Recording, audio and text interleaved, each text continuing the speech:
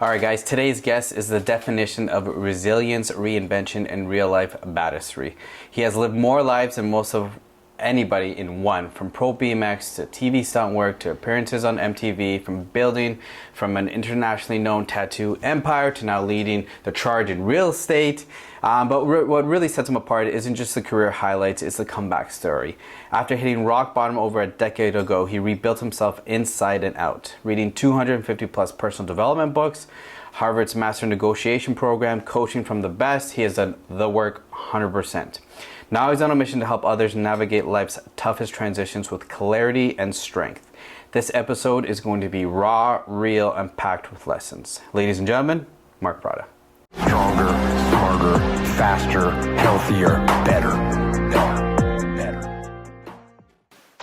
All right. So how was that? Cool. That's perfect. That was nice. Yeah, like that's perfect. That? Yeah, I love awesome. it. Let's cheers to that. Yeah, cheers. Thanks for being on the podcast, man. I appreciate it. Thanks for having me. Cheers, guys. Oh, that's nice. How's your day going? Fantastic. Yeah, what'd you do this morning? Bought a house. You bought a house? Yeah, got an investment property. Oh, congrats. Yeah, I literally flew over to the bank and put the deposit down before I got here. Perfect, Yeah. perfect. And you hit a little workout today? Had a workout, leg day. Yeah, what do you usually do for your leg days? Leg day, so I focus a lot on mobility. I'm not one for building mass strength or anything like that. I like keeping longevity. Mm-hmm. So leg day today was some lunges, some walking lunges. I kind of grab a kettlebell and I do these core twists, like rotations, and then I do RDLs are my favorite. Literally, I love them. I do them 3 days a week. So I throw, I throw you RDLs. got great in. hamstrings then. Yeah. You know what? From sitting down for years tattooing, my hamstrings were elongated and really weak because you're bent over like this, right? Sure. So they're fully stretched. Yeah. So for 20 years, having weak hip flexors and elongated hamstrings, I'm trying to rebuild that. So.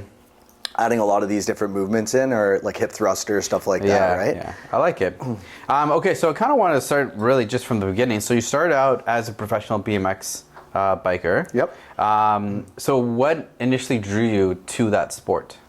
So my dad was an avid mountain biker, or is still, but he would take us out as kids, my brother and I, and we would rip on mountain bikes. And then I remember he threw me into a race. I was probably like 8 years old, and he's like, there was this crazy hill. It was Riverdale Hill. I don't know if you know it in Toronto. It's like people toboggan there. It's gnarly. So my dad's like, all right, this is where we start. And I'm like, How old I were have you? to, probably 8. Yeah. And he's like, yeah, go. Like, you got to go down there. And we didn't have like a ton of money, right? My dad had me when he was like 17 years old. Okay. So I have like not a good bike.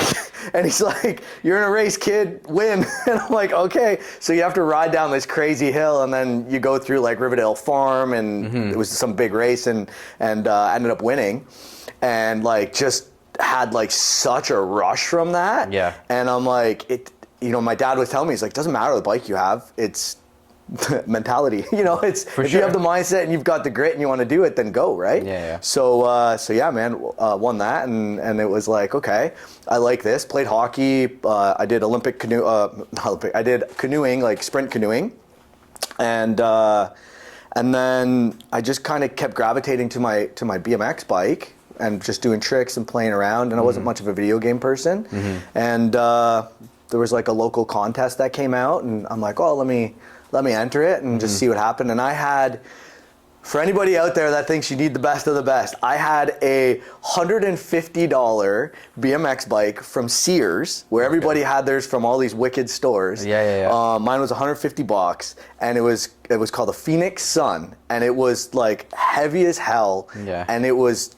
complete garbage, and I won a BMX contest on it with all these people with state-of-the-art everything. Yeah. And that was just like another thing where it was like, okay, like I can kind of do anything, right? Yeah. And then after that contest, then the local bike stores are like, hey, let's get you in a better bike, and they're offering us discounts and like sponsorships. I would have been like 12. At the time. But that's amazing. Yeah. So obviously you had a bit of a fearless reputation. Captain Hardcore. Captain Hardcore. But I also read that you got into like an accident, like a crash. Yeah, I did. I've broken a lot of bones. I would imagine so. Usually BMX bikers or mountain bikers, like they get break a leg or something like that. Usually, like they get hurt, right? Yeah. So I did. So this would be towards the end of BMXing for me, but I had a brain hemorrhage, so I fell significant height onto my head, and I actually just thought it was a concussion. The doctors cleared me as a concussion, and I was like, okay, just chill. And then it was about a week later. I was driving and I'm having this, it was whiteouts, not blackouts. So like, it was as if like when you close your eyes, it's black, but for me, it was just white. So I'd be like driving and then everything would go white for felt like 2 minutes, probably 5 seconds because I'm still on the road. And then my vision would slowly come back. And then it started happening like often. Yeah. So I'm like, something's wrong. And I was trying to just kind of like man it up, and go through it. And I'm like, no, I got to see somebody about this. So then I talked to my dad and he took me to the doctor and they put me with a neurologist. And the neurologist is like, it's very important. Is this white or black? And I'm like, it's definitely white. And he's like, close your eyes. And I closed my eyes and he's like, what color is it? And I'm like, it's white.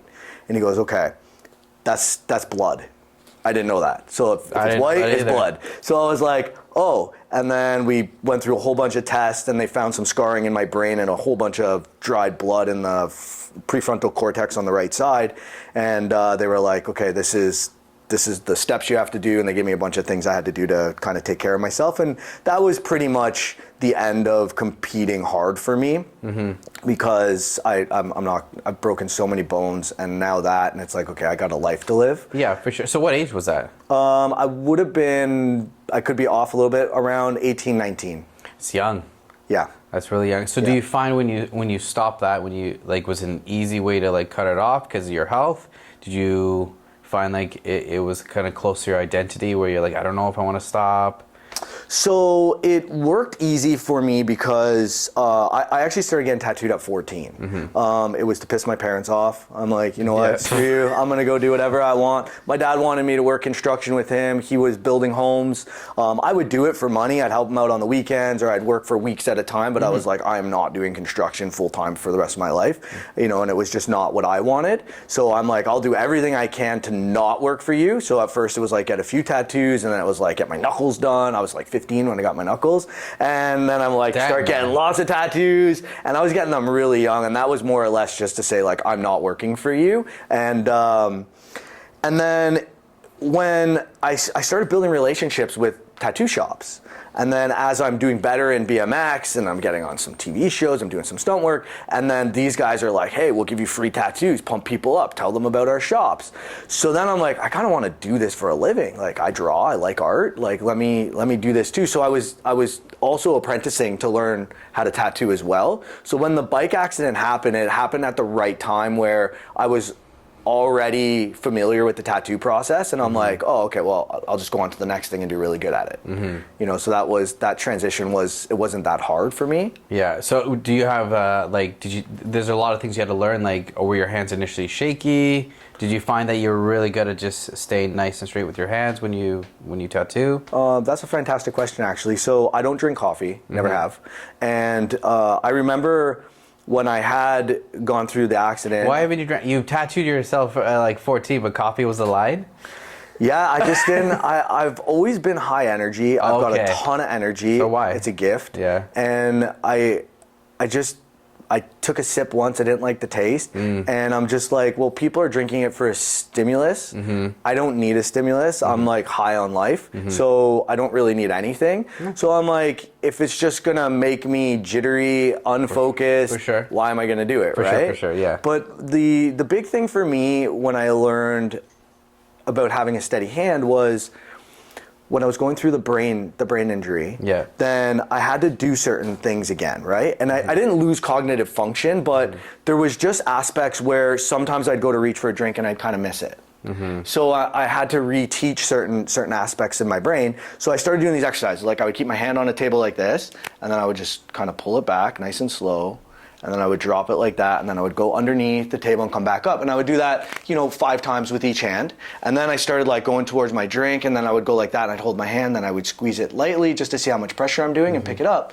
And I actually kind of got obsessed with doing it. And so I started doing these hand movements all the time. And then I realized, I'm like, I have like a doctor's operating hand. Like, I've trained myself to have very, very calm, still hands. And then I'm like, this is really helping me with tattooing, because I remember when I was doing like my first clients, I was not scared. I was not nervous. And I remember looking at other people in our shop that were like 2 years in, and they'd be shaking like a leaf, and you know, thank God their client's not watching them. And I'm like, so how did you learn to do those movements? Like, did you research like how to practice those movements? So Google wasn't really a thing then. We didn't really have any of that, which is crazy for some people to hear. But it's true. No, it was the neurologist gave me a bunch of exercises to do. So they give you the old school piece of paper, and it's like, do these few things to build that relationship with your brain.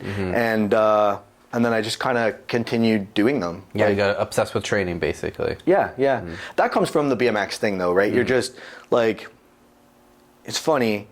In BMX, I wanted to learn a trick, right? And I would be obsessed. And it would be like, okay, I'm going to do this one trick, and I'm going to literally, my parents would get so mad at me. I'm not eating dinner. I'm not coming in the house. They're like, get off your stupid bike. Like, it would be for hours on end trying one thing, just literally 7, 8, 9,000 times until I get it. And I never knew, like, I don't know that that's developing me. I'm just obsessed with doing something, right? And then you turn around, like, fast forward that later into life, and it's like, I want my kids, and I tell them all the time, hyper focus on something and go crazy and learn it, because that built who I am today. Like, I know how hard it is to do one thing. And, you know, in today's society, we're all against, like, you know, trophies and like, no, everybody's a winner. And it's like, you're built by working so hard. And when I try that trick 7,000 times, I'm doing it so that I can accomplish it, then I can show the world I can do it, and then I'm gonna get a trophy for it. And that's the step, right? And then it's like, okay, cool, I got the trophy, now what's next, right? And then I'm gonna go.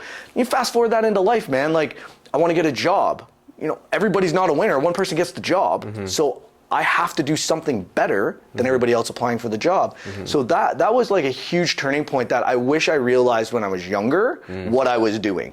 I didn't know that I was like training myself for life to just work harder than anybody else.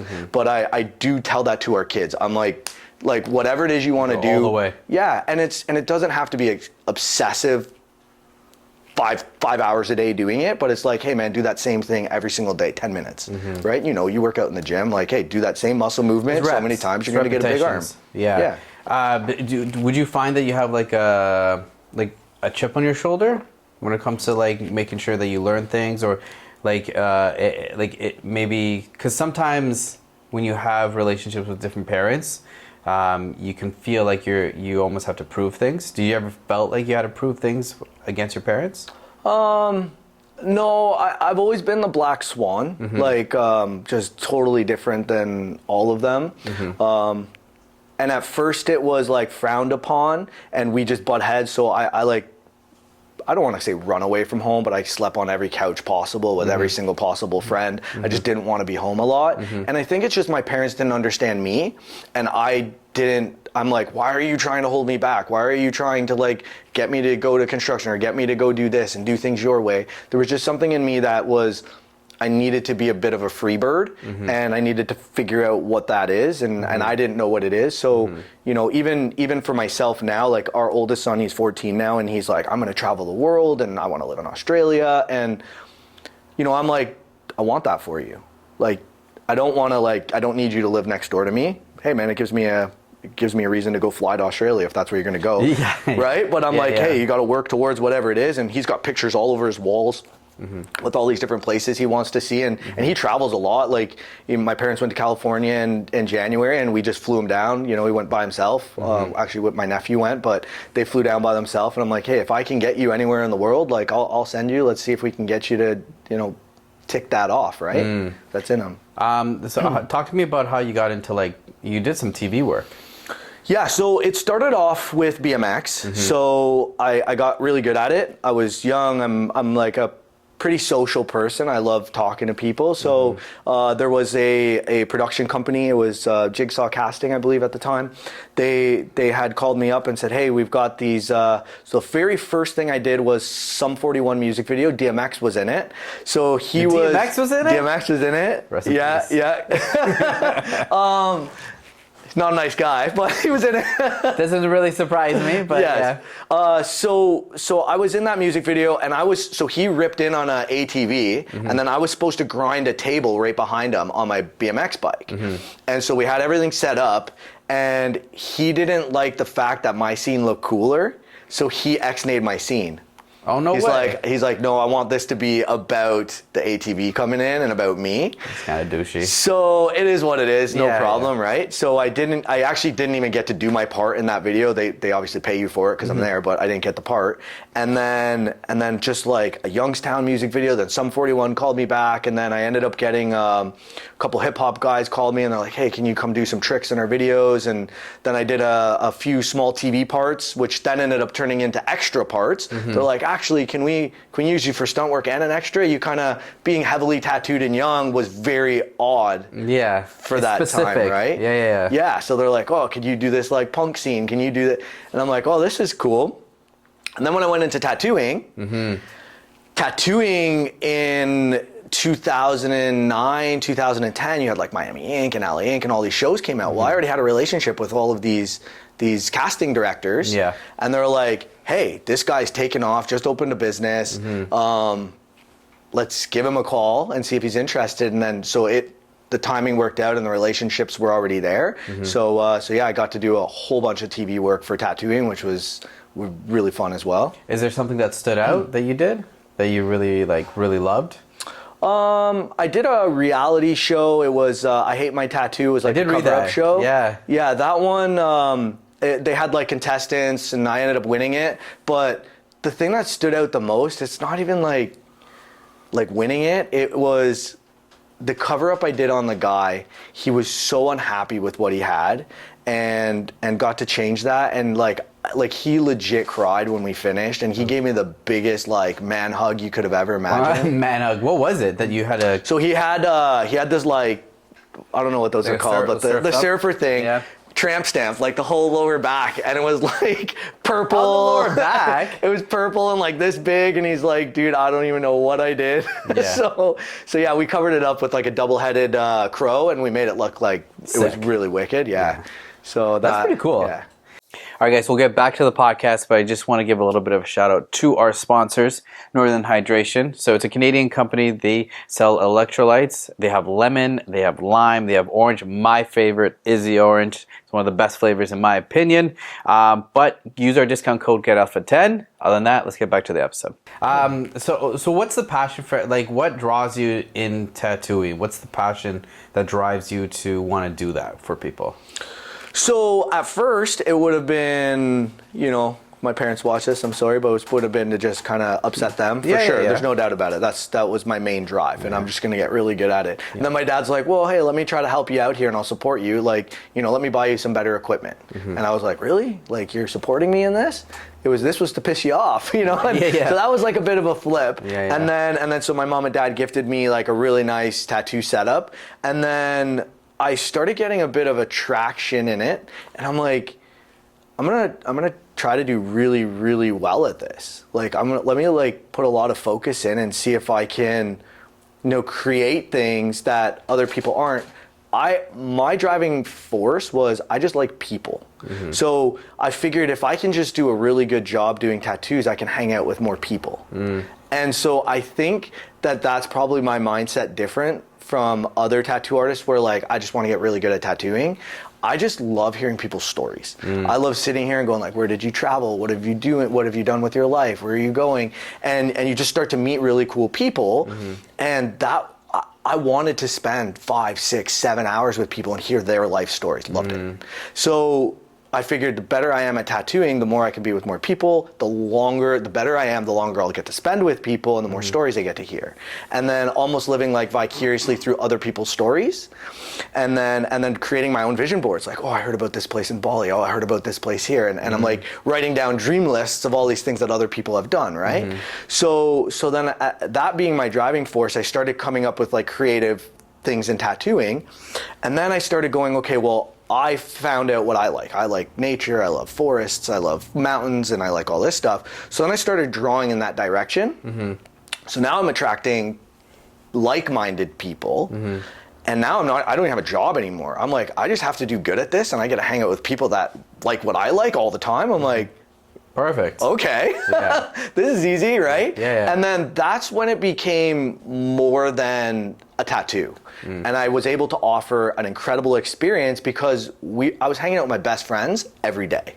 Although I didn't know you, we just jived, right? Yeah. And then that's when things really exploded for tattooing for me. And it was like, I started getting a lot of attraction, a lot of attention. I'm just doing these wicked jobs on people because it was literally what I'm into, right? And yeah. So I read that hopefully I'm right, in 2007 you founded Toronto, eh? Yeah. So like, what do you think made your business stand out from the other places? Because it was in downtown Toronto? Scarborough. So just on the outskirts, yeah. So what do you think made you stand out from the other tattoo shops? That's another great question. So the one thing that we had going on for us then was I was working for a shop for years before that, and I was happy with the shop, but I found that my boss just wasn't like updating with modern times. Like, I built the website for us. I was trying to drive in new demographics, because when I started it was like bikers, like that's where it was, and tattooing was shifting.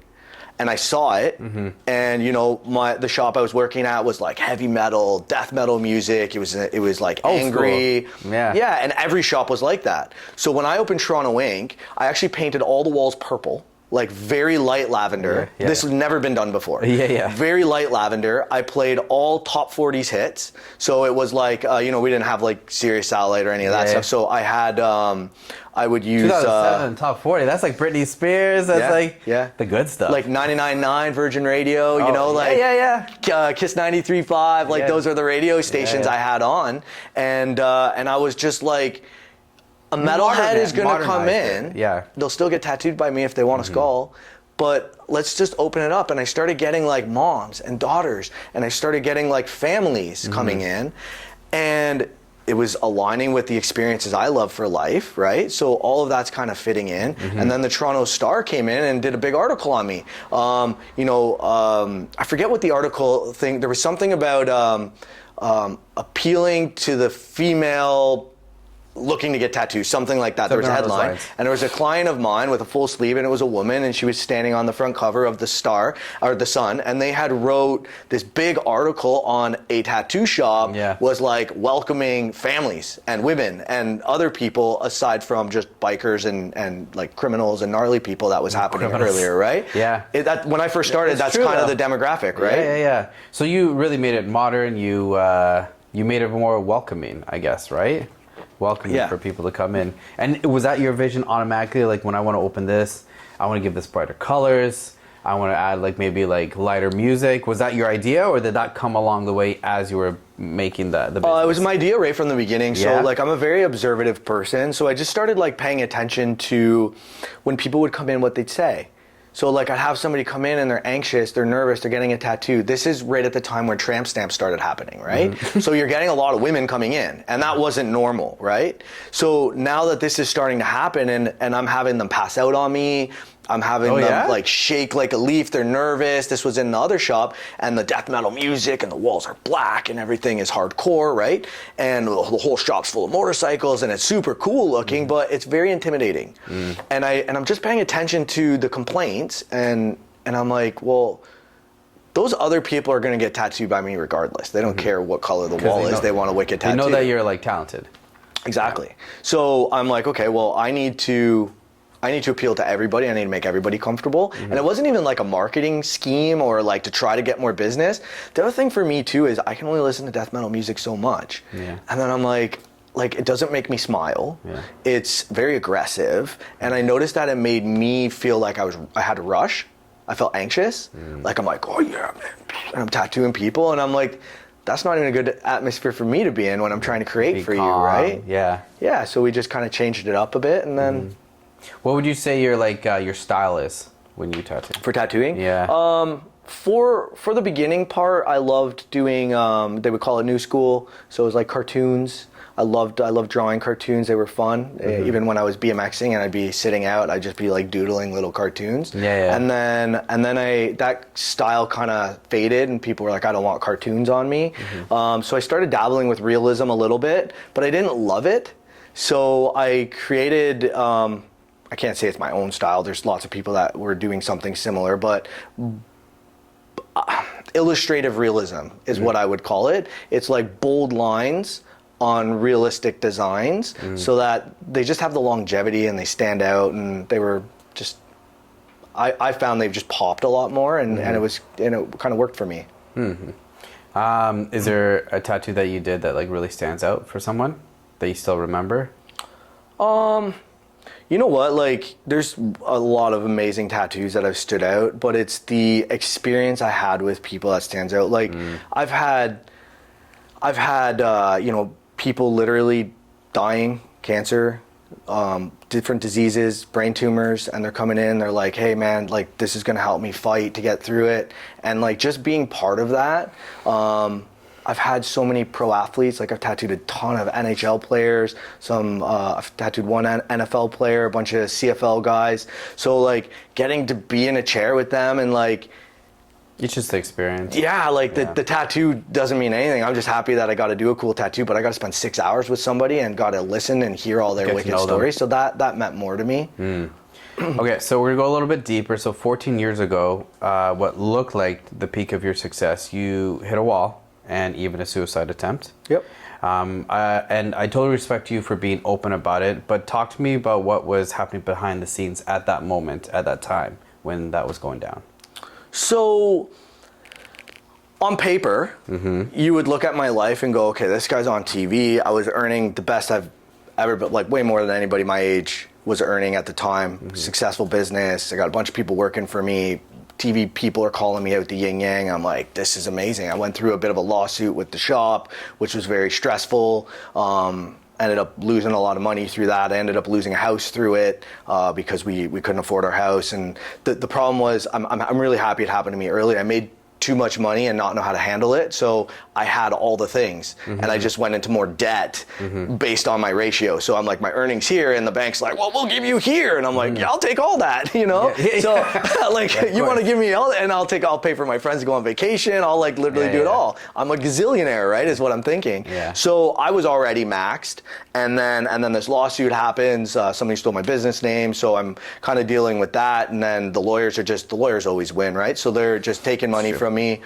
And then it was like that. So I'm working double time to try to pay these lawyers off because I have a lifestyle that I can't afford. And then it's just crashing, and my wife and I are fighting like crazy, and she's pregnant. We got a baby that's coming, and like all this crazy stuff is happening. And then I'm just like, I can't, like, I noticed there's so much stress building up, and I'm trying to be everything. I'm like, I got to be a man, right? Like, I got to be there for my pregnant wife. I got to be there for my business. Got to be there for my employees. I have to be there for myself. I'm still trying to work out. I was racing BMX at the time. I'm literally doing all the things. Then I'm coaching mountain biking. I'm coaching BMX. Like, how? Well, that's where it goes. Yeah. So I literally take on like Superman's role, and I'm doing all of the things, and I'm smiling, I'm happy, but I was really struggling big time. And then the day that all of that kind of crashed was a lawsuit happened. We had to sell our house. We couldn't afford it, and we had to downgrade big time in our entire life. I sold my wicked BMW car for a $3,000 Dodge Caliber with roll-up windows. So like everything changed. And then I remember it was like a few days after, I said to my wife, I'm like, you can't be home with the baby. You're gonna have to go back to work. Like, we literally are so flat broke. and she was like, I don't know how we're going to do this. So we were trying to find a daycare that could take on newborns. That would make sense for her to work and me to work. And we were in the daycare facility, and I collapsed in the daycare facility, full blown passed out. And then we call the ambulance, and they come. My blood pressure was 285. My heart rate was 195. They put the cherries on, and then it was a panic attack, thank God. But then what had happened was I became so afraid of that feeling that I was like fearing a panic attack for months. And then I ended up with agoraphobia. So I don't know if you know what that is, but you actually can't leave your house. So I opened the front door, and my legs would just go weak, and I'd drop on the floor. And then I would like open the door the next day, and then my legs would go weak, and I'd drop on the floor. And I'm like, okay, I'm the most outgoing person you'll ever meet. I have lived quite a few lives already. Why can't I walk out of my house? So then I have the conversation with my wife. I'm like, I need help. You know, I don't know what's going to happen here. So we really didn't have any money. So we ended up using our visas and hired therapists to try to teach me how to get over agoraphobia. And it was to the point where, like obviously I built up a story, you know a little bit about me now. And it was like, open my front door, and I swear, man, this was like, walk out, touch my car door, and run back inside. That's crazy. The next day, walk out, get to the end of my driveway, run back inside. And it was like 3 months. Like, it got to the point where I'd go to a grocery store. So we were living in Pickering at the time. So I'd go to a grocery store on White's Road, and I'd pull my car in, and I'd be shaking like this, and I can't breathe. And I'm just trying to walk into a grocery store. And then I would get out of my car. And so what the therapist had taught me was, day one, he's like, I want you to run in the grocery store as fast as you can. I want you to touch an apple, and I want you to run back to your car. And then just go sit in your car, because it's your safe space now. We at least got you in the car. Right? Go back to your car and just chill. And then the next week, it was like, okay, I want you to go in, I want you to get an apple, and an apple's $1.30, so I want you to have $1.30 plus tax right here in your hand. Go to the counter, drop it down, and run out with the apple. And then the next week, employees in the grocery store are probably like, what's going on? Yeah, they don't know. Yeah. But I was literally like trembling, my heart, like crazy. I would pass out. We would go out for dinner, and I would just leave, and I'd go cry in my car. Like my wife was through all of this. And so that was about 3 months till I could have 3 comfortable places. I could go to my parents' house, and I could go to my office. So like the tattoo shop. And then what I did was I appointed one of my staff to manage the shop, and I only tattooed on Sundays or in the evenings when everybody else wasn't there. So that way I was like, me and a client, it was a safe space, I was okay. And then it took me a year to build through all of that. So as I'm building through all of that, you're going through like, why me? You know, why did God do this to me? Why am I like this? I'm a good person. All I do is help people. And then you start blaming yourself, right? And then for me, I don't want to get too crazy into it, but I'm driving home this one day, and then that I didn't know that I was suicidal. And you hear it all the time, like some celebrity, you're like, they're rich, why wouldn't they have hired somebody to help them? You don't know. And when people say, I wish they would have talked to me, nobody knows. I was driving up the road, and I couldn't control it, man. Literally, my whole body just went, just turned right in the other lane. And I'm staring at this car, I'm going like, I'm stepping on the gas, I'm going 140, I'm looking down, I'm going straight onto this car, and I'm like I'm literally fighting, and I'm going like this, and for my body, like rigor mortis, it's like locked, and it's like, no, we're going into this. And for whatever reason, I know you can't see it, there's no possible way in hell, but it looked like there was a kid in the back seat, in the middle. It could have been the rear view mirror, I don't know, and I was far enough away that wasn't it. For whatever reason, I'm like, I literally yelled it out loud, I can't kill a fucking kid. And I pulled my car, and I guess my body loosened up, and I was not that far from the car, like maybe 20 feet, but when you're going 140, that's very close. And I pulled my car, and I ended up spinning out in the ditch right beside the road that I was driving up. And I'm like, what the fuck? Like, I'm here, this is what's happening to me. And then like 100 emotions are going through. I'm bawling, all this stuff. I'm like, I need help. Getting sad, everything, right? I'm like, I was punching myself, and I'm like, what are you doing? Like, you know, and I had my oldest. I don't know if my youngest was born yet. No, I don't think my youngest was born yet. So I had my oldest, and I'm like, what am I doing? So I first went home, and then I talked to my wife, and I'm like, look, I just tried to do this. What was her reaction? She kind of fluffed it off, to be honest. She was like, oh, you're fine, you know? Like, I never really expressed how I was feeling, right? So she's like, you'll be fine, you know, like, you're working with your therapist, everything's gonna be okay. And I'm like, no, something's wrong. So I like called the 1-800 number, the crisis line for mental health. And I'm like, I just tried to do this. Then I checked myself in, and they kind of dismissed me, to be honest. They were like, well, you didn't do it and you're here, so your mindset, you don't want to do it, right? And I'm like, okay, I need more help. Like, something's really wrong here, right? And that was the best, worst day of my life. And that's when everything changed. So what happened the next day? The next day, I sat down for the entire day by myself, and I said, do I want to be here or do I not want to be here? What's going on? And what was the answer right away? I don't want to be here. I'm like, I don't want to be here. I can't live, a little emotional to talk about, but I'm like, I can't live like this anymore. I'm hiding from everything. I'm the Robin Williams scenario where you're like I was loud, I was funny, I was the man. Everybody wanted to be around me, and it was a mask. I was so hurting inside. And so what I did was I actually told my wife, I'm like, you know what? I don't know what's going to happen. We should get life insurance. So I called around to life insurance companies, and I found one that my strict question was like, you know, God forbid something were to happen to somebody. What if they committed suicide? Are they covered? And I found a company that was like, yeah, after 2 years, if suicide happened after 2 years of the policy, you're covered. So it's like, perfect. That's the one we're going to get. So I just figured out, okay, how much of a mortgage do we have? I just want that to be paid off, and $50,000 for each of my kids, and I'm good. So we signed up for the policy. Obviously, I didn't tell my wife that. Yeah. We signed up for the policy, and I'm like, we really need life insurance. You never know what's going to happen, and I convinced her to do it. So we do it, and I put in my calendar on my phone. Today is the day you're free. And I was 2 years from the day we signed the thing. 2 years, 1 day, because I want to make sure that we're covered. And I'm like, perfect. This is amazing. I only have to live for 2 more years. I want to be a good dad. I'll be a good dad. I'm going to be a good boss. I'll be a good mentor. And that's what I'm going to do. I'm just going to be the best person I can be for 2 years. And I am so happy I decided to do that. Because I started getting purpose to live. I was so focused on being an incredible person that I loved things again.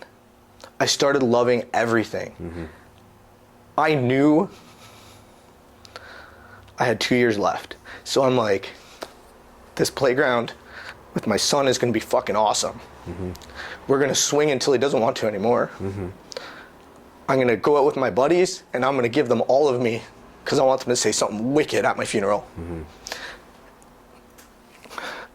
And then I started loving life again. And I'm like, I think I can work with this. So I hired a life coach therapist, and I said to my wife, I'm like, I'm hiring the best of the best. I don't care what the budget is. I have to hire somebody really good. So I was paying premium price for this therapist. That changed my life. He started off with, I don't care about your childhood. I don't care about any of that stuff. Let's figure out what's going on right now. What's stressing you out? We started there. And I'm like, really? That's where we're starting? He goes, yeah. So then we just started writing down all the things that stress me out day to day. And he's like, okay, let's tackle one of them. We're going to change one of those things, and let's eliminate it. How can we delegate it? How can we drop it? What can we do? Okay, let's go to the next one. Okay, let's just take your whole life. And now we're months, right? Let's take your whole life. Okay, what don't you like doing, and how can we get rid of it? And how can we just do all the things you like doing? Then he taught me another thing, which was amazing. I want you to go through your phone, and I want you to label every single person in your phone. So I met you, Norm, and so you would be in my phone as Norm Jim, right? Because you love to go to the gym. You have a gym. That's your thing. So I started labeling every single person in my phone with what they are. So it'll be like, Stacy, wine drinker, Norm Jim, right? And then that's what I do. So then what I learned was, to live my best life, I have to live selfishly. If I'm begging my wife to come golfing with me and she doesn't like to golf, that's not gonna be fun. She's gonna bitch the whole time. She's not gonna want to be there. I'm gonna have a horrible experience, right? Or if I'm bugging my buddy to go to the gym with me and I'm trying to motivate him and he hates the gym and he's like, please motivate me. That's stressful for me. Yeah. So what I do now is I'm like, I want to go to the gym. I go gym.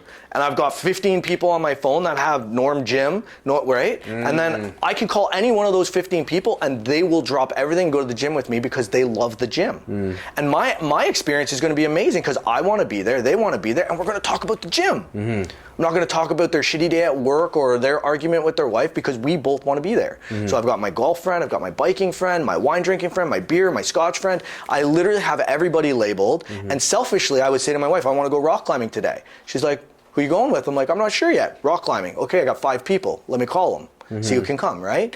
And then it was little shifts like that. And I'm like, man, my life is rich. It is wicked. All this stuff's happening. So then as that started shifting, I would say about 8 months from the date. Yeah, 8 months. Yeah. Started shifting. And then I go, okay, I fixed mental health. I figured it out. I just needed a purpose. And I needed to build a strong one.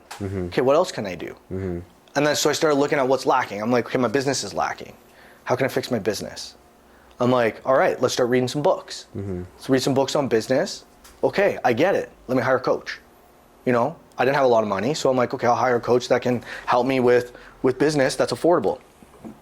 Give me a couple key aspects, boom, I fix it, add it, start changing it, and I'm like, awesome. Now I'm having business meetings. Now I'm seeing my business go from 2 staff that my turnaround was every year or 2 to, I'm like, now I have 12. And I've got, my email was full of people asking me for jobs. People want to work for me. And I'm like, well, if I can do this, what else can I do? Okay, let me start another business. So I started a business for fun. I bought like a printing machine and I started this company really cheap. And I put a bit of effort into it and I bought some books on selling a business. And then I'm like, okay, I'll read these books on selling a business. Let me see if I can do it. Now it's just fun. Let me see if I can negotiate. Let me see if I can do what I'm doing. And then I did it. I flipped it, sold the business, made 5x my money. And I'm like, in 8 months. And I'm like, okay, I can do that. What else can I do? Well, then so what I started doing was finding my weaknesses. So I noticed I'd have like a conversation, I'd meet somebody.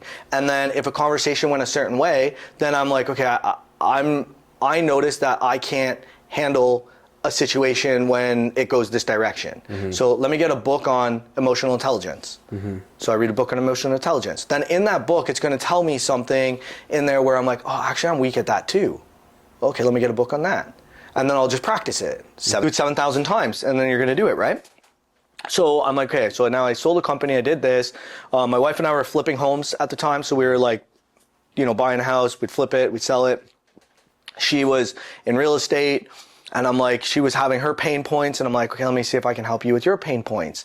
And then I'm like, oh, I'm not good at public speaking and I'm not good at like talking with authority. So let me get a coach for that. So then I hired a coach for, you know, public speaking and speaking eloquently and learning to stop going, you know, just practicing it every day. But then what happened with that was everything was in baby steps. And this was something I learned later in life that if I want to stop saying or every time I'm talking, if I'm trying to hyper focus on that all day, that's impossible. So what I did was I put an alarm on my phone and my alarm would go 2 o'clock was the time for me. So 2 p.m. would ding. And then it was a reminder for the next hour to pay attention to not saying or any breaking point in the way I'm talking. And for 1 hour to talk with my shoulders up. So even here I'm sitting, my shoulders are still up to talk with authority. Superman pose, they call it. And that just speaks confidence, right? So I'm like, okay, 1 hour a day, that's all I got to do. It's easy, right? So then I do that. And I'm like, okay. Then I have people start saying to me, wow, you're so confident. Like, I'm still me. I haven't changed. I'm still the same person. I'm just doing a few things different.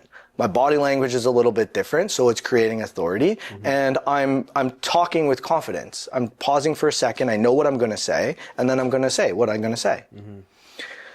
So then that starts happening, and I'm like, holy crap, man. Now my tattoo business is exploding.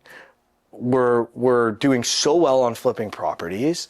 I've got more clients than I could shake a stick at. So now my prices increased because I can't handle the clientele that I have. Now I'm attracting doctors and lawyers and NHL players, and like I'm attracting like a whole demographic I was never even exposed to. And I'm like, what the heck is going on here? So then I'm like reflecting. I reflect a lot. And it's like, okay, well, what's changed? Well, a hell of a lot's changed. But where am I putting my attention? Where am I putting my effort? And what are people seeing out of it?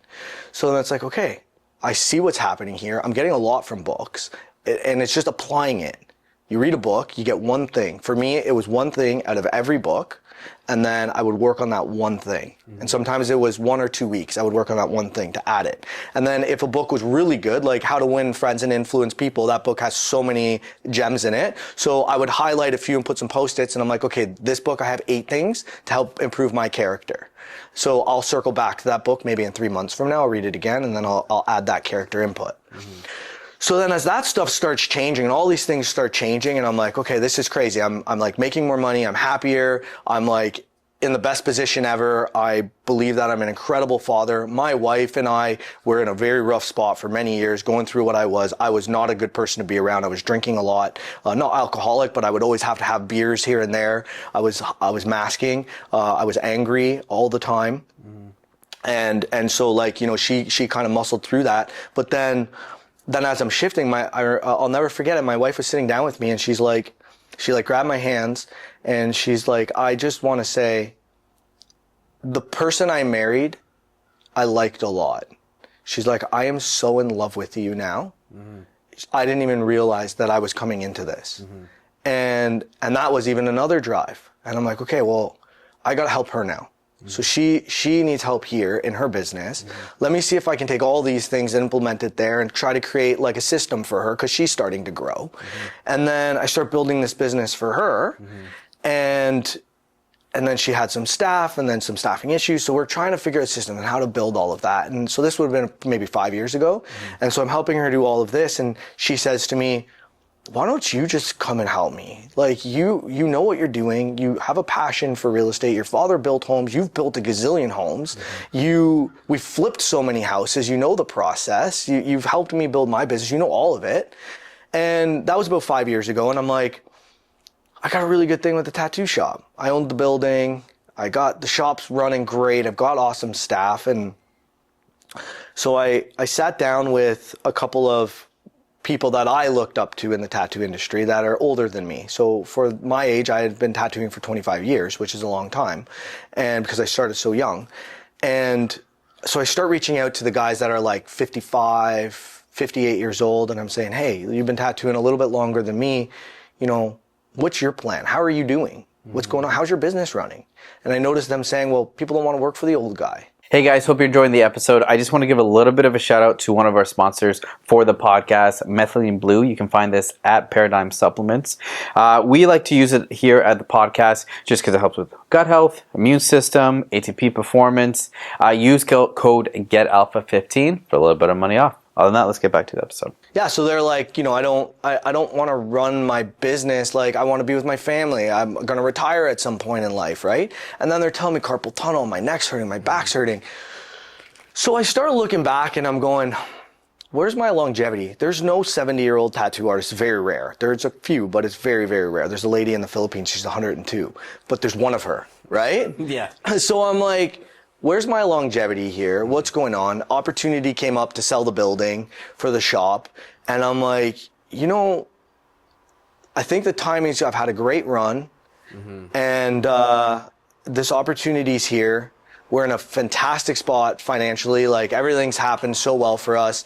And I said to my wife, I've got a strong longing for what else I can accomplish, how much more I can do. And she's like, I support you 100%. And it was exciting. Like, I had to go to school. I had to do all of these things, right? So it's exciting that there's this new chapter that's going to open up. And I'm like, I'm in my 40s. And well, I wasn't then, I was 39. And I'm like, this is going to be awesome. Yeah, you were stoked. We were talking a little bit off camera, but you, with coaching and everything, you went back to high school. Yeah. So talk to me about that a little bit more. So to get my real estate license, it's not like it is in the old days where you can just go kind of write a course. So now you have to go to Humber College, and it's up to 2-year program. They say that it's 8 months to 2 years. So I'm like, oh, perfect. So I'll sign up for the course, and my wife's supportive. I'll do the thing, and I'll just fill out paperwork for her and be her assistant so that I can really understand. And then I go to sign up for the course, and they're like, oh, you need your high school diploma. And I never graduated high school. I was BMXing and living the life back in the day. So I'm like, well, I'll have my high school diploma. And they said, well, unfortunately, you can't get your GED anymore. The Liberal government had taken it out. So you need your high school diploma or an equivalency test. And I'm like, okay, what's the equivalency test? And they sent it over, and I'm like, how am I going to do any of this, right? Yeah, it's like Shakespearean quotes. And I'm like, so I said to my wife, I think I made a big mistake, because I had finished Toronto. I sold the building for Toronto Inc. And I'm like, what am I doing? Like, I'm screwed now. And I'm like, I guess I have to go back to high school. So I contacted Durham Continuing Education, and I'm like, this is what I need to do. Here's my transcript. And they're like, okay, well, you only need these courses. And I'm like, perfect. And then I'm looking for the easiest way out. So I'm like, okay, I'll take art and I'll take whatever. And I actually didn't need any compulsory credits, thank God. And I'm like, this will be easy. And then there was something in me. It was actually my wife. I excuse my language, I fucking love my wife. Yeah. She's... You can fucking swear, don't worry. My rock. Yeah. And she said to me, and she's like, you easy? She's like, you're Captain Hardcore. You're going to do fucking art? And I'm like, she's like, you've done art for 20 years. And I'm like, true. So I called the school back and I said, what's the quickest way I can get my diploma? And they said, well, if you take grade 12 math, we've seen people do it in 3 months.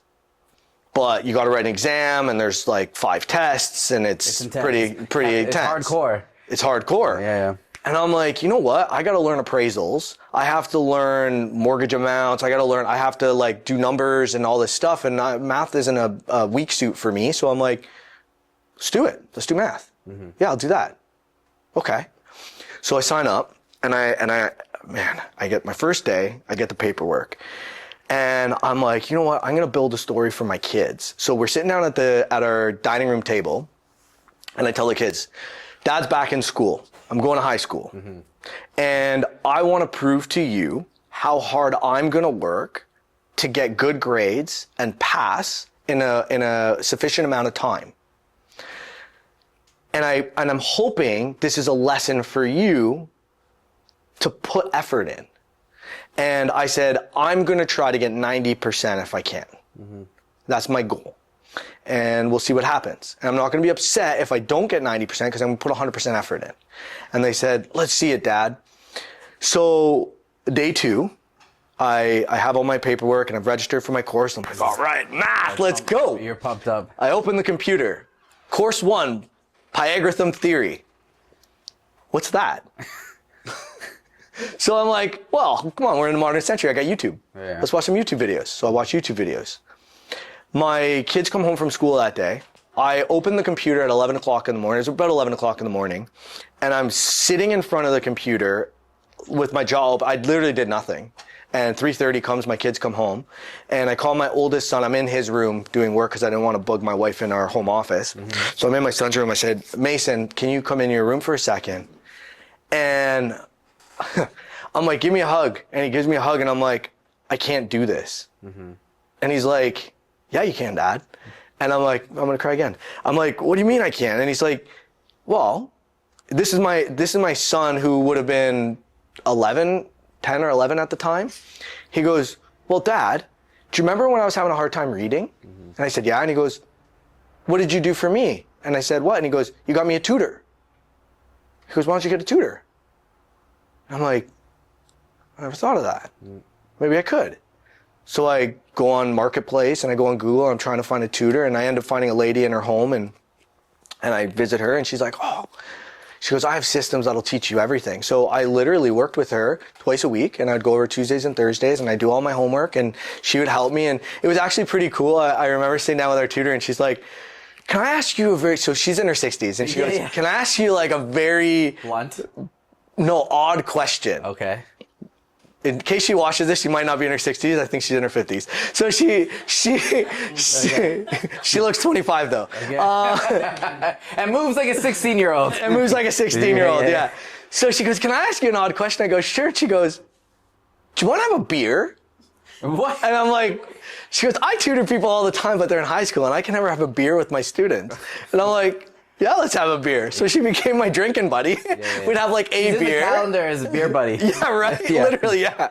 So we're like hanging out, doing math. She's teaching me the things, and I'm like, this is awesome, man. Yeah, I'm like, this is great. So I'm having a good time. We're doing math. I'm learning, and then pass the first test, pass the second test. Talking to my kids, guys, I passed this, did this, whatever. Then I'm seeing my kids, and my kids are like, Dad, I just had a spelling test. I did like you. I got 19 out of 20. Dad, I got my math test. I'm like you. I got this. Dad, I got an argument at school, but I dealt with it because I don't want to get in trouble and I want to get a good grade like you. Mm-hmm. And I'm like, this is way bigger than me going back to high school. Mm-hmm. This is like we as parents turn around to our children and say, go to school, get good grades. Mm-hmm. Why?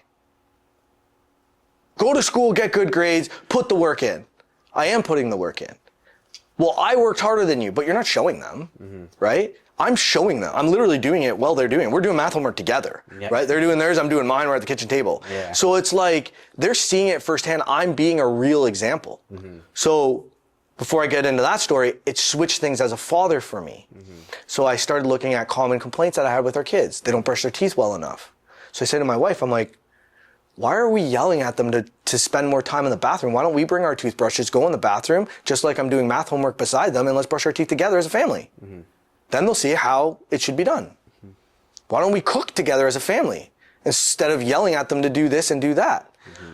And then that changed our parenting. Just me going back to high school changed our parenting. Mm-hmm. And we just started becoming proactive, doing the things we were asking them to do. Hey, I'm trying to teach you to do laundry. Well, let's just do a couple loads together so you can see how it should be done, right? And then we're seeing our kids shift. And then we're getting phone calls from the school and from the teachers going, wow, I haven't seen leadership like this in a child before. And we're getting these like pretty phenomenal outreaches from children, from their peers. Mm-hmm. And I'm like, and then I'm having other parents say like, I love when my kid plays with yours. Mm-hmm. And I'm going, okay, whoa, there's something bigger here. Then we go back to school. I graduate, I finish, 96%. I put the work in. Mm-hmm. I get the grade, and it was like, this was a big deal. And it was really cool because they offered like the full-blown graduation. So you go on the stage, you have a hat. Yeah. So I went, and most of the people were like 20 to 30, but there was a 65-year-old. There was a lady in her 50s. She wanted to be a doctor. Mm-hmm. She's like, I'm going to do it. I don't care. If I become a doctor at 65, 70, I'll do it, and then I'll do it for a few years. Mm-hmm. So it was really cool to get that whole experience. And then it was like, okay, now, again, if I can do this, I can literally do anything. So it's like, let's go to real estate school. Well, now I've been doing paperwork for my wife on the side. I've been doing all this stuff. And then I go to real estate school, and I'm like, same thing, man. I set a regiment. So it was like up at 5 a.m.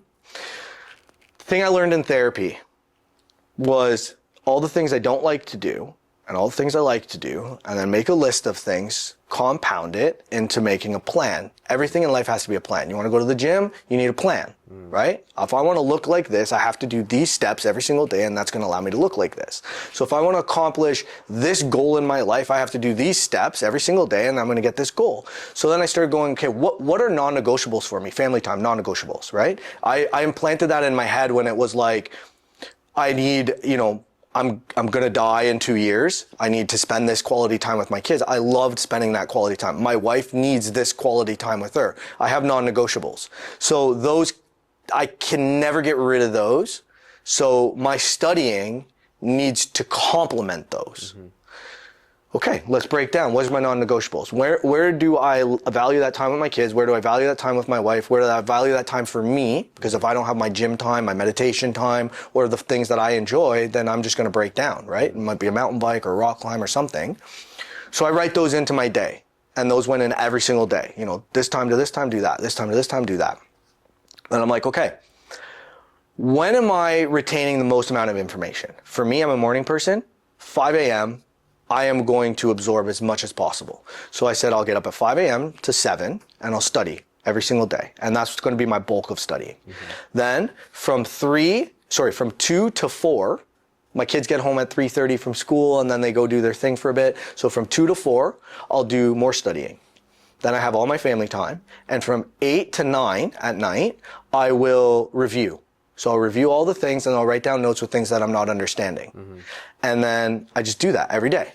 Now I have 2 years to complete the course. And most of the people I'm talking to are saying, yeah, it took me 18 months, it took me 15 months. So in my mind, I'm like, okay, I'm just going to do this every day until I complete the course. And it's non-negotiable. Then I'm like 3 weeks in, I'm like, I feel great. I'm going to write the first test. So I write the first test. Then 6 weeks into the next one, I'm like, oh, I feel great. I'm going to write the next test. So I write the next test. I got all my tests, your mark doesn't matter, but I was hitting 94%, 92%. And I don't retain information great. Well, I guess I clearly do, but I didn't think that I was, right? Yeah. And then it's like, I'm on my last lesson and I'm like, wait a minute, it's only been 4 months. I completed the entire program in 4 months.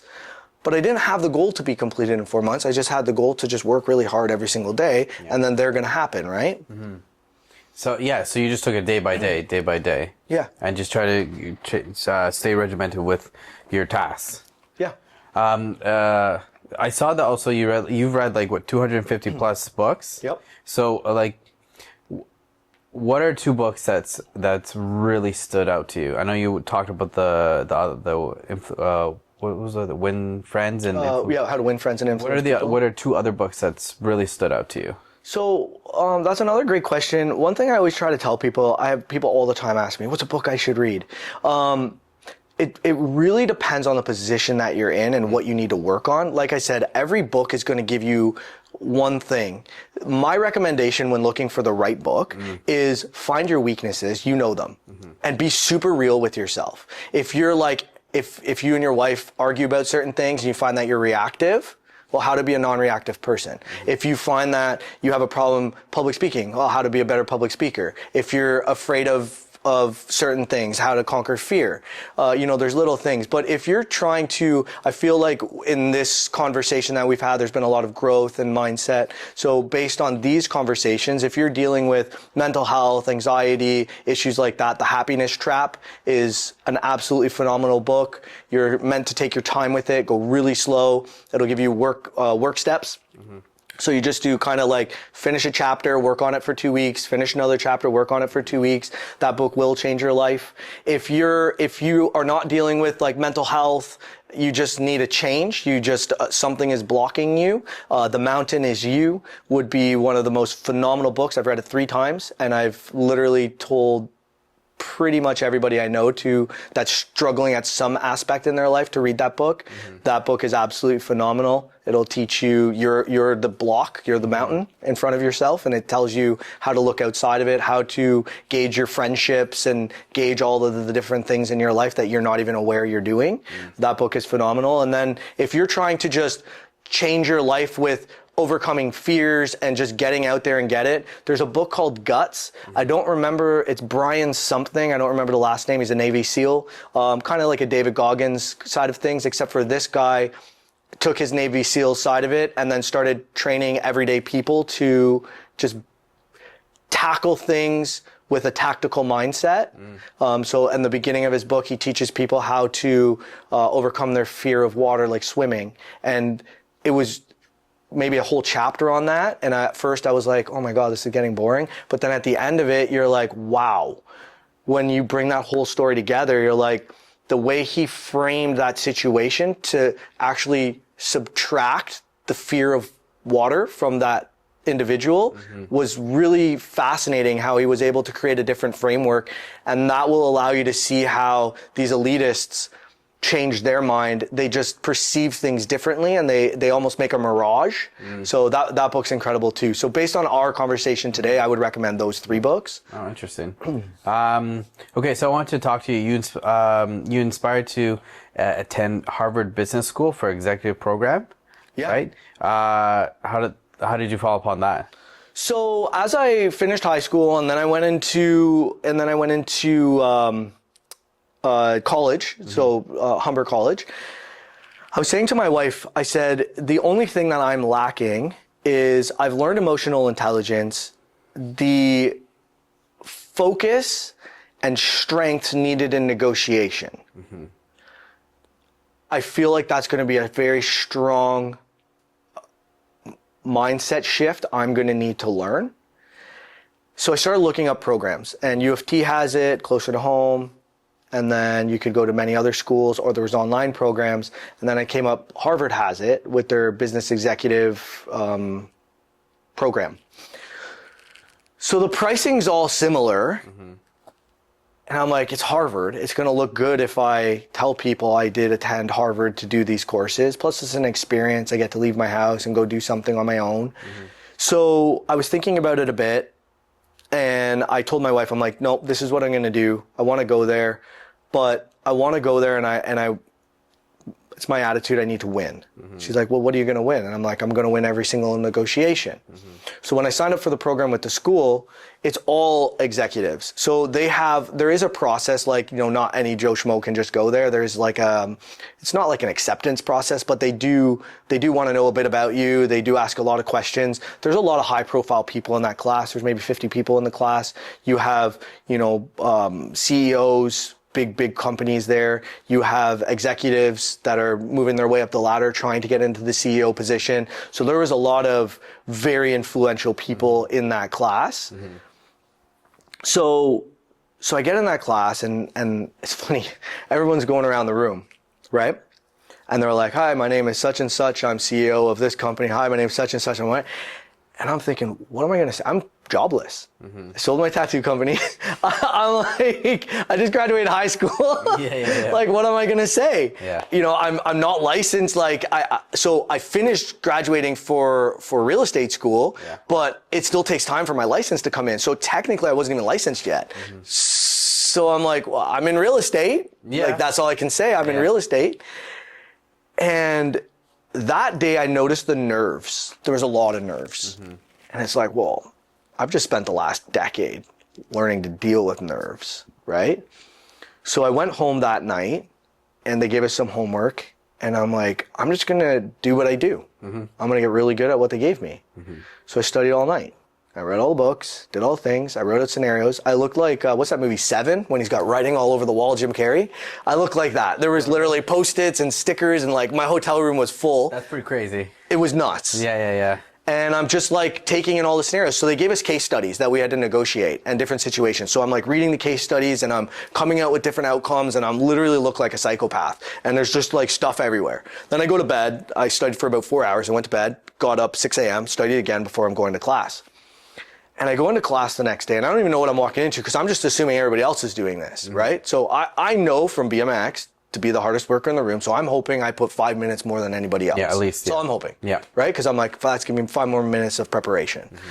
So I go into the class, and the first negotiation happens, and it's coming out, and I'm like, oh man, I know this one great. This case study, I know it like the back of my hand. Mm-hmm. So they put us into a group, and we got to do this, and then I'm like leading our group, and I'm telling them, okay, well, hey guys, let's do this, and what if this happened? Because I wrote out all the scenarios. Mm-hmm. Take that information, take my attitude, my mindset, put it back to my therapy 10 years ago. Mm-hmm. My coach, my therapist, my life coach taught me preparation, mm-hmm. and I explained that to you earlier mm-hmm. today. Taught me how to organize and be prepared. I didn't know I was doing this. Mm-hmm. This just became me. Mm-hmm. So I'm creating case studies. Mm-hmm. We're sitting down. They're like, well, what if this happens? I'm like, answer. I got it. Well, what if this happens? Answer. Well, what if this? I literally figured out the 20 things that could happen and how we could solve all of them. Mm-hmm. So my team's like, okay, you be in charge. Naturally, yeah. Right? And I'm like, okay. So I became the master negotiator. I was appointed by our team. So I go into negotiation with someone else. We leave the room, we're discussing, and then we come back, negotiation ends, and then the teacher brings it up, and we talk about all the case scenarios, and then who's on the leaderboard? Me. Here's the negotiator. This is the outcome that they got, and I'm like, how am I up here? Mm-hmm. Like, this is a thing? Mm-hmm. So I'm like, okay. So now the next case study, right? The next one threw us for a loophole. There was a hidden agenda in it, but the negotiations still were working in our favor, in my favor. So again, top of the leaderboard. I'm like, okay, what am I doing? I'm working hard. I know that. But it was circling back to preparation. What I learned from my coaches, every single coach, business coach, sales coach, every coach I've ever had, preparation. What I learned from bike riding, 7,000 times. I was just more prepared than anybody else, right? So it was like, okay, I'm going to keep rolling with this. The big kicker was leaderboard doesn't matter.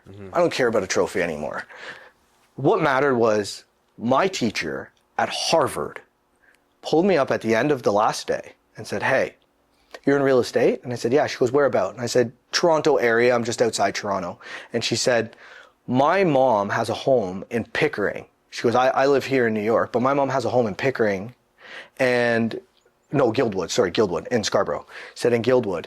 And she is going to need to sell this in the next few years. And I just want to say, the way you handled everything in the class, I think you would be the right fit for this. I didn't even have my real estate license yet. That's crazy. And was able to handle a great conversation with her. You know, obviously I would pass the information to my wife because she's the professional and I'm not experienced enough to do that. I didn't try hard.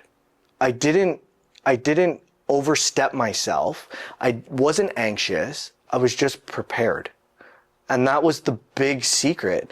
And I never realized till now, in the last few years after Harvard, everything came down to just being ready, having your mind made up, and just saying, these are the steps I'm going to do, and they're non-negotiable.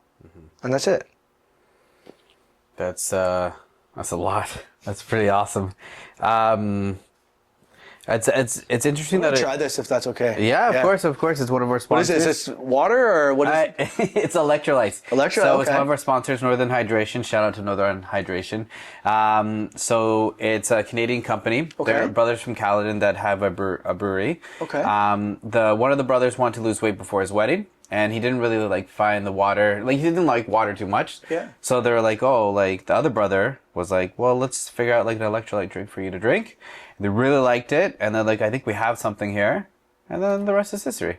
Wicked. So that one's lemon. This one's orange. Lemon Which one do you want to try? citrus. Lemon or orange? Let's try lemon. Wicked. All right. All right. Oh, it smells amazing. Northern Hydration. It's a Canadian company, which you gotta support. The flavors are bomb. Oh man, Be good for you know what it reminds me of? Like when you're with your kids and you see the lemonade stand, I love. and you're like, yeah, the lemonade stand, yeah, you got the electrolytes, but That's yeah, okay. damn, this is good. Sorry, talking a lot. I needed something other than that's fair, scotch. that's fair. It's good to mix it up with alcohol. Helps replenish electrolytes, right? No hangover. No hangover. So I want to talk to you a little bit about mindfulness too. So I know you've really dived into mindfulness, and so what do you practice to keep that mindfulness when it comes to life? So, man, I could be here for 10 hours. We could talk a lot. Talk to me about it. So, through all of my recovery stage, I dove into yoga and mindful. I was looking for anything to cure me, right? I'm like, I need to fix myself. So I tried sun ceremonies and moon ceremonies. I tried all kinds of crazy gimmicks and none of them worked. But mindfulness was one where, it's funny. It's so simple to be said, but it's so hard to do. And you don't realize that. Be present. Well, what does that mean? Be present. Being present, I thought, was like, okay, I'm here. I feel the couch that I'm sitting on. That's cool. But I'm still not here, right? I'm still doing my worries, my fears, my kids, my wife, my blah, blah, blah, blah, blah, me, right? So I understand that I'm sitting on a chair, but I'm not here at all. I'm thinking somewhere else, right? So one thing that I started doing was I took a few courses on mindfulness. One was doctor prescribed, which was fantastic. You're dealing with mental health. Hey, doc, I need to go see this thing. Yeah, absolutely. Try that, right? And there was a few things they gave me to do, which then made me understand what mindfulness is. And I'll share them with you. Okay. The first thing was, I want you to do your dishes backwards. So what I never understood, and I'm going to explain that a little bit in a second, was mindfulness. We as humans are on autopilot. And I don't think we realize we are. when you go to the gym and you've been working out for X amount of years, I'm using the gym because you have a gym, right? So when you're working out, you know, I'm going to pick up 30 pounds or 40 pounds, whatever weight that it is you did last time, and I'm going to add maybe 2 pounds to it, and I'm going to do it 10 times like this. That's autopilot for you, right? The last 2 seconds when you got to squeeze it a little harder and you get 2 more reps in, sure, you're present, but you're still on autopilot. Now, if you were to change that, and instead of picking up the weight with your left hand to do the left bicep, you picked it up with your right hand and then passed it to your left hand, you're fully present. You had to be aware of what you're doing. You're not just walking over, because you could have a conversation with Stacy. You could be like, yeah, babe, I'm doing the workout. It's great, honey. It's awesome, right? Because you're on autopilot. But if you grabbed it with your right, I guarantee you, and she was talking to you, you were like, hey, Stacy, hold on one sec. Switch hands. You'd be like, yeah, babe, you know, right? Yeah. It would happen. And that's the brief moment of mindfulness. Yeah. So what was explained to me was when you're washing dishes, so for me, I would start in the left sink, wash my dishes, and I'd put them in the right sink. I'd dry them and then put them over here. Do it the other way. So what would happen was, normally, I'd be telling my kids, do this. Did you do your homework? Hey, honey, how was your day? Whatever. I couldn't talk because I'd be going here and then I'd go back and I'm like I kept getting disoriented, especially when you're on the third, fourth dish. I would go like this and then I'd start and I'm like, wait a minute, I'm washing it here. And I'd keep switching the sink tap and I'm like, okay, slow down. I had to be aware. And then I remember going back to the teacher and I'm like, that was so hard. And he goes, welcome to mindfulness. I couldn't think about my worries. I couldn't think about my problems. I couldn't think about anything. I was present. Okay, perfect. What next? Okay, put your car keys in your other pocket. I'm left-handed. I put them in my left pocket. That's what happens. Put it in your other pocket. You start going like this with your left hand, right? And then you start going, and then you're like, okay, well, that's uncomfortable. So now you pull it with this hand. But then I'm switching my keys here because I'm not pressing open button here. So it's like, okay, let me just press the open button with my right hand. Okay. Then you start looking at other things. I sit in the same seat every time I go somewhere. I go to the same parking spot and I'm actually mad when I don't get it. I pull into the grocery store and I'm like, I need to be in this general vicinity. So then it's like, let me just change that. So week 1, I'll go to this aisle. Week 2, I'll go to this aisle. Week 3, I'll go to this aisle. I'll start the grocery store on this end. I'll start the grocery store on this end. I'll start in the middle. And you just start changing everything, literally everything. A few things are going to happen to you. You're going to start getting very comfortable with being uncomfortable because it's very uncomfortable. And when you start becoming comfortable with things that make you uncomfortable, you grow. You become a better person. You become more aware. You become more intentional. You become more thought out and again, more prepared. So you start doing all of these little things step by step. And then this big shift comes where you're going to have the people closest to you and they're going to say, something's different about you. They don't know what it is. And I go, there's something. And I'm like, is it a good or bad thing? And they're like, I don't know what it is, but there's something different about you. And you're just more prepared. You're more on top of things. You're more intentional with your conversations because you're doing things differently all the time. You're not just diarrhea of the mouth. You're not just blabbering. You're constantly making your body work. You're using your brain, right? You're using all of your things. And there's something about it. Like even when you sit down, you know, the way I looked at it first was like, it sounds hippie and they're like, touch the chair. And I think it's just the voice. Touch the chair, sit down on the couch, feel it, right? But if you were to actually stand up and you just grab the couch real quick and sit down, I'm here, I'm present. It's totally different than just sitting down, right? Because what happens is you just sit down and then you just go into diarrhea of the mouth. But if you just take a second and like, you know, and I even said it to Stacy when I sat down. I was like, wow, this couch is nice. It's cool. She's like, yeah, you sink right in. And I touched the fabric. And it's a different experience, right? That's what life's all about, is experience. I've never heard that spin on mindfulness. I think that's very interesting, actually. I really like that. So you're very busy now. You're very successful. But what do you do now to protect your mental health to avoid the burnout from like before? You know, to protect yourself. Like, what do you do to make sure that you're always taking care of you? That's a great question. You hire for absolutely everything. So I haven't changed my lifestyle at all. As you make more money and you do better, you are, I don't carry any debt to anybody, which is great. And I could go buy some wicked ass house, and I could probably go buy some wicked ass car. Instead, I hire people to cut my grass. I hire people to answer my emails, get my attention when it's necessary. I hire people to do all the things that I don't enjoy doing. I love, in real estate, I love sales. I love people, and I've made that very evident from the beginning with tattooing. I want to spend all my time with people, my children, my wife, and all the things I love to do. So I hire for absolutely everything else.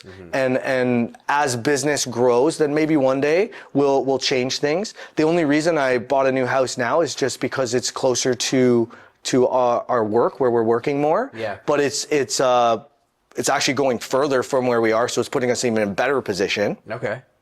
But it's not like an upgrade, it's actually completely equivalent. We're literally like leaving one house into the same style home because we value all these other things. The next thing we're doing, and as soon as we move, I'm hiring a chef because I hate cooking. Yeah. So I'm literally getting someone to make our meals for us for lunch and dinner, Monday to Friday. So as you start to change your life, and as you start to make more money, and as you start to fulfill yourself, for me, and Dan Martell, I follow him a lot. Buy Back Your Time, fantastic book if you haven't. He's really all about, once you start making 150 grand a year or more, you start hiring for everything so that you can focus on allocate your mental capacity on things what needs to be. Yeah. You hear business owners all the time. It's like, man, if I had like 3 more hours a week, what I could get done. And it's like, dude, you cut your grass every week for an hour and a half. You do these other things for, this amount of time. If you hired somebody for $30 to cut your grass, how much are you going to make to close that deal? Go close the deal. Right? Like, buying back your time is a great way that he puts it. His book is phenomenal, absolutely phenomenal. It is a game changer. But just, I've been doing that already. His book kind of supercharged a lot of it. I didn't realize it on the business side. I didn't think I could actually get someone to check my emails for me all the time and then call me, this one needs your attention. But when you start hiring for things, you free up all your time. The biggest thing that, and this is a quote that I love, is when you're on your deathbed, nobody is saying, I wish I had more money. There's not a single soul. And you don't want to be the richest person in the graveyard. But the one thing that everybody says when they're on their deathbed, everybody, I wish I had more time. Wish I had more time to do this with my family, to travel and see this, or to whatever it is. I wish I had more time. So when you can hire for that, then that's the best step. And at first, for me, I would door knock flyers. And then it's like, okay, well now I'll hire my son and his friends to door knock the flyers for me. I'll teach them how to do it. They'll do it. They'll put on a nice outfit, and then I can pay them a bit, right? So it's a discounted rate. But then as I'm making more money and those flyers are working, well, now I can hire a professional company to go do it, and they're going to represent me even better. So my turnaround, instead of maybe one house calling me from those door knocks, now I'm going to have 15 because they know how to represent me. I'm paying a lot more money, but my return on investment is going to be higher, right? So then you start branching out. Same with like editing my videos. At first, my kids were doing it. I'm paying them, hey, this is how you use CapCut, this is how you edit a video. I'll give you guys $20. Takes them 45 minutes to edit a video. But now they're like, Dad, I don't love doing it. And I'm like, no problem, but I'm doing well enough. I'm like, here, I can go hire editors. So I have a full-time editor that literally works for me. So then you start somewhere and you branch out, right? You get the local teenager to cut your grass. He's not going to do the best job, but then as you gain that time back and you start making more money, now you can hire the professional company that's going to take care of the lawn and spray for weeds and do the nice edging. But it's a process. You get there eventually, right? Buy back time. I agree with that. So you love helping people, which I appreciate so much. But what really sparks that passion for you? So for me, I didn't have help. I didn't know I needed it, was the problem. I didn't know I was hurting. I was masking everything. And then when that attempt for my life came and all of that stuff came crashing down, I remember me sitting there alone all the time. Why is there no help? why does nobody, I'm trying to find books to help me. I'm Googling everything, and I'm like Googling my symptoms, and I'm Googling all of these different things. And I'm like, why can't, it's like, take this anxiety course, take this thing to stop panic attacks, change your life. And then I paid for all of them. I would like, $300, I'll get it. And it's literally nothing. Like there was like, take 10 deep breaths 3 times a day, put your hand on your head like this, and look at the sun 3 times a day, and you're going to feel great. Yeah. And I'm like, okay, I'll do it. I literally did it. Yeah. Where it's like, here, work out. So I'm like, okay, perfect. And I was working out too much, which is causing more anxiety. So there was all of these things, and I felt trapped and I felt alone. So what I did at first was, as I started to shift and grow, Bell Media, they do a thing, it's Bell Let's Talk.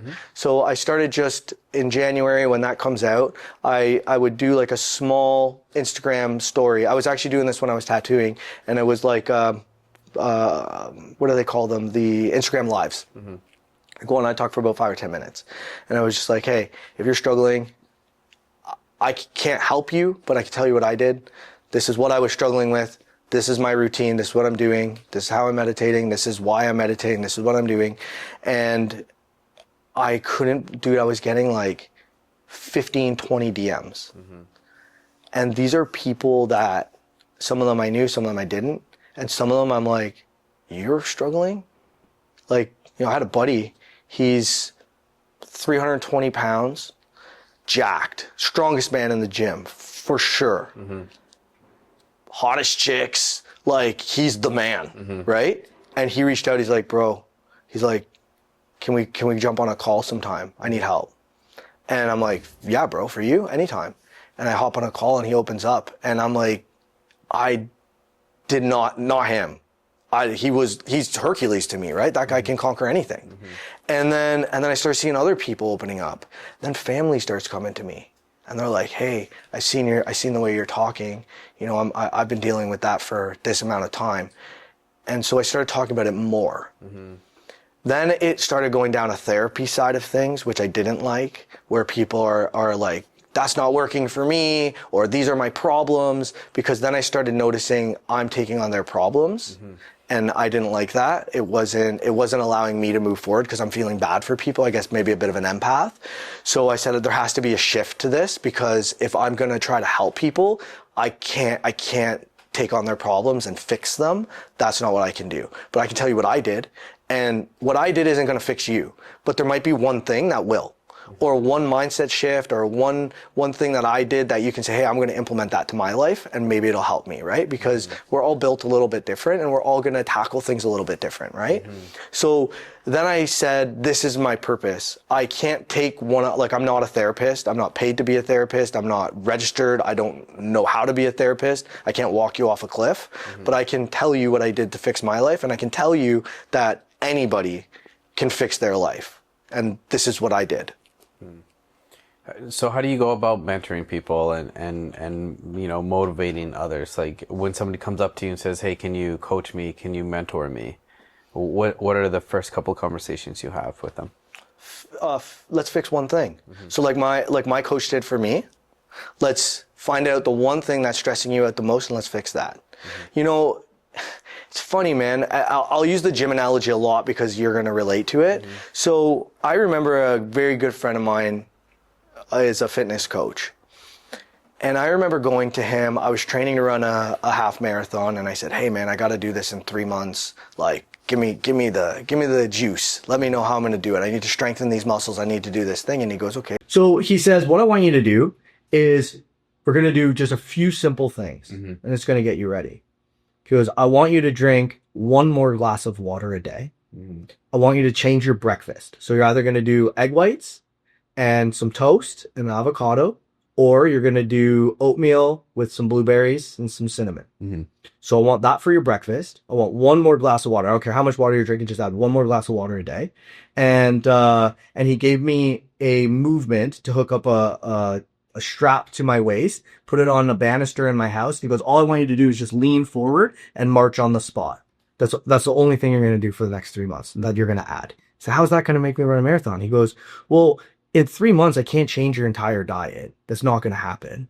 And he goes, I just need to teach you to lean forward when you're running so that you can run with momentum. And he goes, and I figure if you have a good start to the day with a good breakfast, he goes, that's going to give you the energy you need because I'm going to assume your run's not at 6 a.m. He said, no. And he goes, so you're just going to train yourself for 3 months to have the right fuel, at least for breakfast. Because if I change your whole life right now, you're going to do it for a week and then you're going to stop. And it was like, let me take that and then tell people this, right? So then it's like, hey, I want to change my life. I need to do better. It's like, okay, let's take one thing. I love that. That's so many little nuggets of great knowledge that you've been dropping. Okay, so I want to ask you these last two questions. So describe yourself in one word. Extremely charismatic. I want everyone to win in all aspects of life. I'm very selfless, and it feeds into my work in real estate. The paycheck is a reward, but them being satisfied and happy with their decision and me being part of that to guide them is a massive reward in mental health, to guide anybody or offer a little bit of advice. So selfless would be me. Yeah. And what does alpha mean to you? Purpose. Finding, alpha would mean purpose. Finding a purpose strong enough that you need something to work towards. And I believe that's the key to everything in life. You know, we all have to have a why. Why are we doing this? You know, we're doing it for our kids. We're doing it because people made fun of me. We're doing it because of whatever it is we're doing it for. And then once you have your why and it's strong enough, you create a purpose. My purpose is to do this all the time or to do whatever. And I do believe that when your purpose is strong enough, you can literally accomplish everything and anything. So alpha would be supreme. And with purpose, you can literally be supreme at anything. Okay, let's bring this home.